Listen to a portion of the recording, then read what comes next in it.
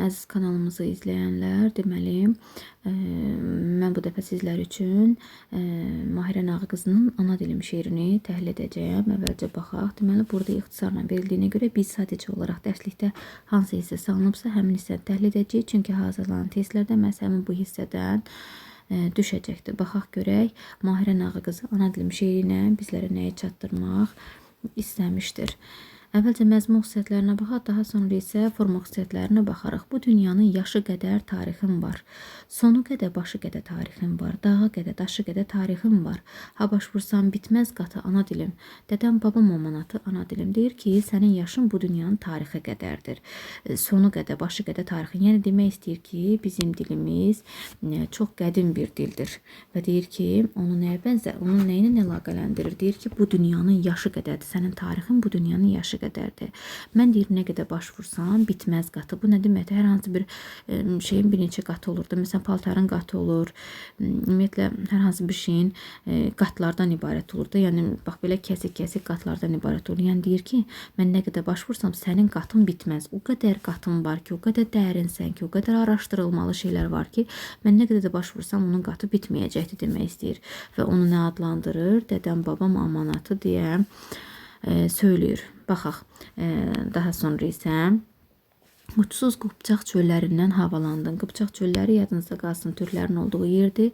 Qıpçaq türklərin olduğunu da bilirsiniz. Qədim Oğuz ellərindən havalandı. Sən deyir, uçsuz, yəni Qıpçaq çöllərinin ucu bucağı yoxdur. Həmin yerdən havalanmısan, oradan başlayıbsan. Oğuz ellərindən havalanmısan, yəni qədimsən. Yəni sənin başlandığın yer də türklərin olduğu yer demək istəyir. Qopuzumun tellərindən havalanmısan. Qopuz yadınızda qalsın, sazın başlanğıcı. Bax, belə deyim də, yəni saz əvvəlcə qopuz formasında olubdu. Yox, belə də deməyək. Bax, bugünkü gün işlətdiyimiz saz elə bir ki, əvvəllərdə qopuz idi, indi saz idi. Yəni sanki formalaşa gəlib saz halını alıbdı. Deməli, burada çalğı alətinin adını gördükmü? Bəli, gördük. Bir də çalğı alətinin adı harda var? Neydə var idi? Nəğmə-i ney. Deməli, Güşqül müxəmməsində var idi mi? Bəli, var idi.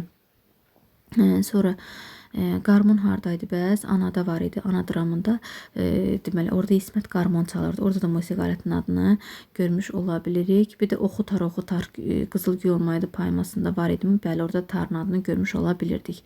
Aha, deyir ki, qopuzumun tellərindən havalandın. Yəni səni deyir qopuz çalarkən sənin dilində, yəni ana dilimizdə çalıb oxuyurduq mənasında.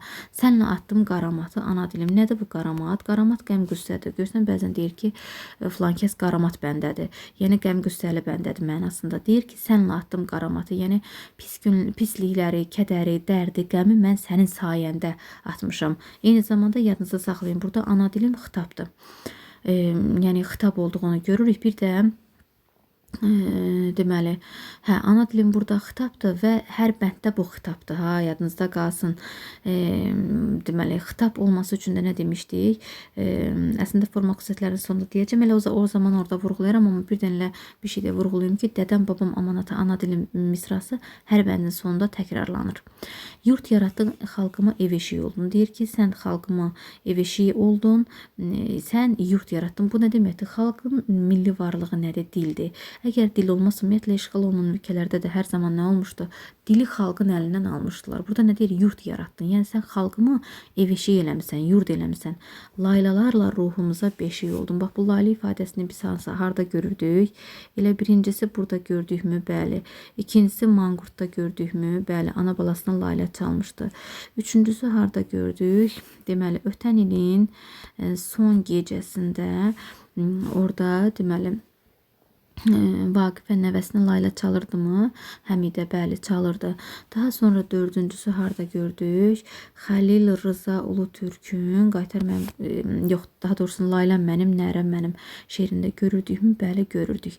Deməli, bu laylalara da aydınlıq gətirdik. Baxaq, laylalarla ruhumuza beşik olun. Deyirsən, laylalarla bizim ruhumuza beşik olmuşsan. Burada beşikdir, amma Laylan mənim, Nərəm mənim. Orada nədir? Yürük deyir. Dünyamızın sərhədinə keşik oldu. Millət etdin elatı, elatı ana dilim. Sən ana dilim deyirsən, gör bax burada dili nə qədər yüksəklərə qaldırır. Yəni deyir ki, sən milləti millət, daha doğrusu elatı millət elədin. Elat nədir? Topa bir yerdə yaşayan, bir də köçəri mənasında işlənir. Elatı tayfası, köçəri tayfa, yəni. Onlar deyir bir yerdə durmayan, məsələn bir yerə köç eləyən tayfalar idi. Topa məsələn bir yerə gedirlər və sən deyir onları millət elədin. Yığdın bir yerə sanki. Yığdın millət elədin. Dədəm, babam amanatı, ana dilim. Baxaq, Nizaminin hikmətini sən yarat. Nizaminin adı bir çox şeirdə var. Nizamilər, Füzulilər. Harda var idi bu? Yəni bir çox şeirdə var. Məsələn, Vaqif dramında görmüş ola bilirdi. Sonra Nizami Azərbaycan şeirində vardı. Yəni bir çox yerdə görmüş ola bilirdik Nizaminin, Nəsimini. Bax deyir ki, Nizaminin hikmətini sən yaratdın, Nəsiminin qüdrətini sən yaratdın. Yəni Nizami kimi, ümumiyyətlə Nizami dünya şöhrətli bir şair, düzdür. Deyir ki, onun hikmətini sən yaratdın. Yəni onun bir deyək də hikmətli, onun elə sirlər xəzinəsi başdan ayağa hikmətlərlə doluda, düzdür.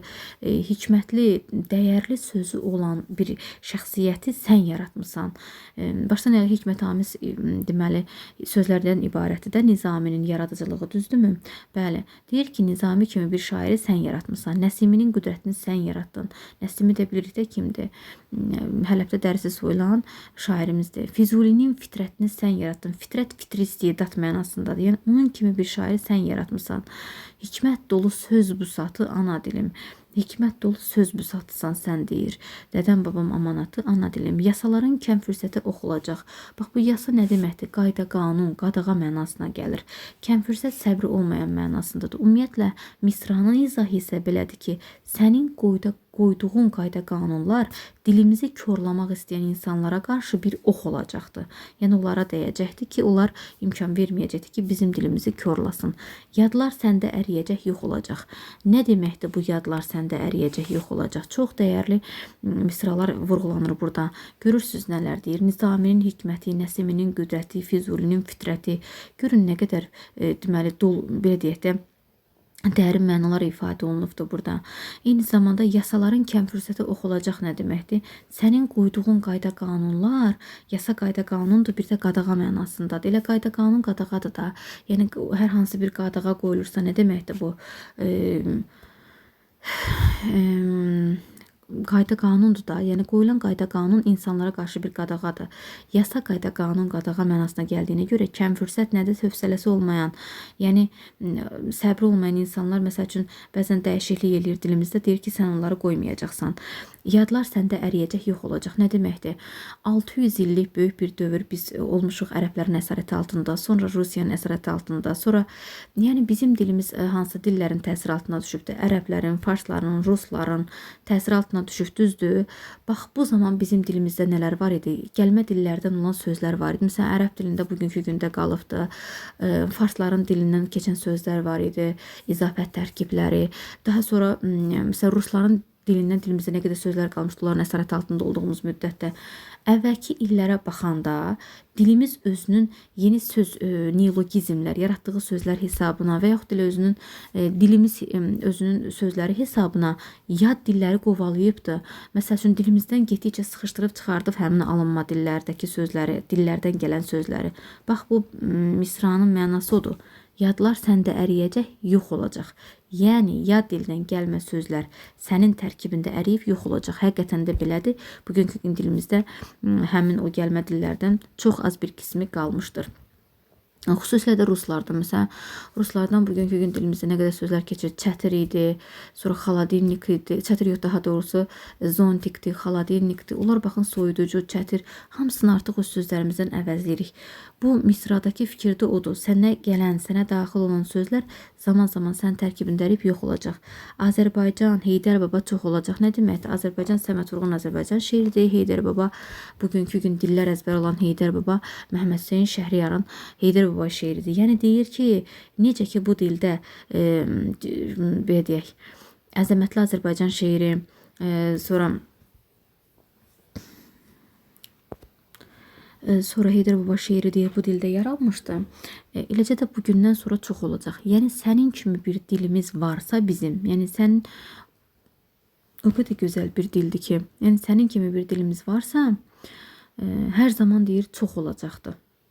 Yəni bunlar getdikcə də çoxalacaqdı. Belə şeirlərin sayı artacaq. Çünki sənin kimi çox gözəl bir dilimiz var demək istəyir. Onlar övlad hesabatı, ana dilim. Hesabat nədir?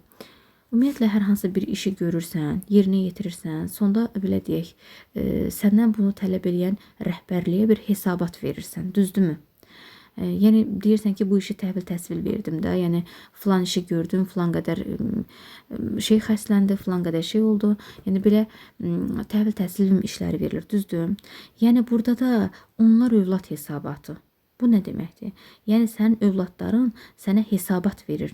Bu dilin belə deyək, bu dildə danışdığımıza görə sanki borcluyuq bu dildə nələrsə yazıb yaratmağa, bu dili zənginləşdirməyə, bu dili tanıtmağa. Düzdürmü? Yəni Azərbaycan şeiri də Səməd Vurğun Azərbaycan şeiri də Azərbaycanı dünyada tanıdır. Heydər Baba şeiri də Azərbaycanı dünyada tanıdır. Yəni o övladlar özlərinin hesabatını qoyub gedibdi.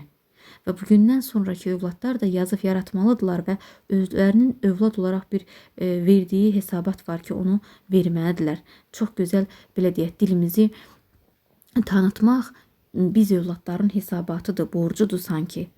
Onu demək istəyir ki, müəllif, onlar övlad hesabatıdır, ana dilim. Yəni onların yaratdıkları övlad hesabatıdır. Bugündən sonra da biz yaratmalıyıq, dilimizi dünyada tanıtmalıyıq. Bu övlad hesabatıdır. Dədəm, babam amanatı, ana dilim. Deməli, təmizləyək buranı, forma xüsusiyyətlərindən danışaq. Əvvəlcə vurğulayım ki, forma xüsusiyyətlərindən danışarkən əvvəlcə deməli baxaq. Vahidi nədir? Vahidi bənddir, məlum məsələdir, baxın bənddir. Şəkli beşlikdir, 1, 2, 3, 4, 5. Beşlikdir, qafiyə sistemi A, B, B şəklində qafiyələnibdir və deməli, beşlik görüb o dəqiqə müxəmməs götürməyin. Çünki niyə? Birincisi nədir? Bu heca vəznindədir, müxəmməs ola bilməz. İkincisi də ki, müxəmməsdə A kimi, yəni 5-i də A kimi qafiyələnməlidir, düzdürmü? Amma burada biz onu görmürük. İlk 3-ü bir qafiyələnib, son ikisi bir qafiyələnibdir. Təmizləyirik buranı və baxaq görək. Deməli, bir də burada bax bu ana dilim varaq, xitabdır. Xitabdır, eyni zamanda rədifdir. Rədif kimi də götürür. Hər bəndin sonunda ana dilim xitabdır və rədif kimi də götürə bilərik. Biz özdə nə demişdik? Bax, bu həm rədifdir, həm də ki, xitabdır, düzdür. Xitab olduğun bəs hardan bilək?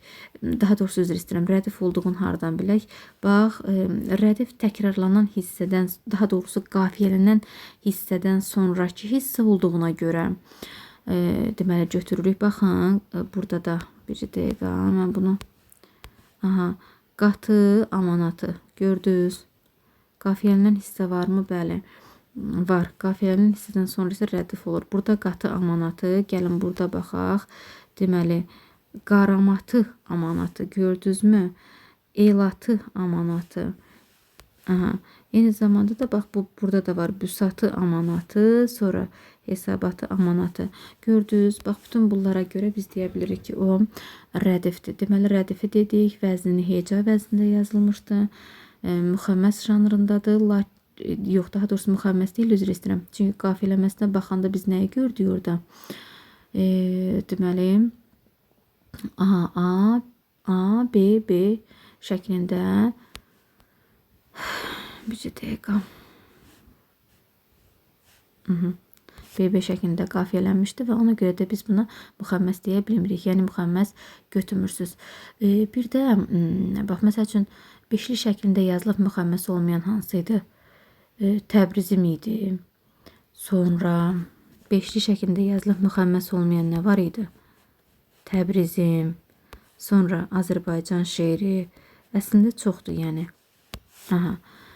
Və deməli, bölgüsü də nədir? Baxaq, Nizaminin hikmətini sən yaratdın. Gəlin baxaq, Nizaminin 4, hikmətini 4, sən yaratdın 4. Mən deməli baxmışam digər bəndlərə də, daha doğrusu misralara da, hamısına 4+4+3 şəklində qafiyələnmişdir. Yenə də bir sonuncuya baxaq. Yasaların 4, kəm fürsətə 4, ox olacaq 4. Elə hamısında da bu formada gedir. Və sonuncu misra. Baxın, bax bu. Hamısında deməli təkrarlanır. Sonra belə. Hə, lirik növdə yazılmışdı, nəzmlə yazılmışdı, vahidini dedik, bəndini dedik. Belə.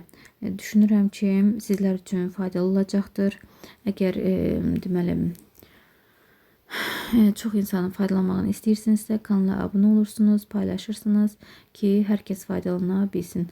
Deməli, istənilən, yəni özünüzün fikrinizi də şərh bölməsində bildirə bilərsiniz ki, deməli, hər hansı bir düzəlişin olunmasıdır və yaxud da ki, növbəti dəfə hansı əsərin təhlil olunmasıdır. Ümumiyyətlə, elə özünüzün fikrinizi bildirirsiniz. Çox xahiş edirəm. Bəyənməni vurursunuz ki, hər kəs faydalana bilsin.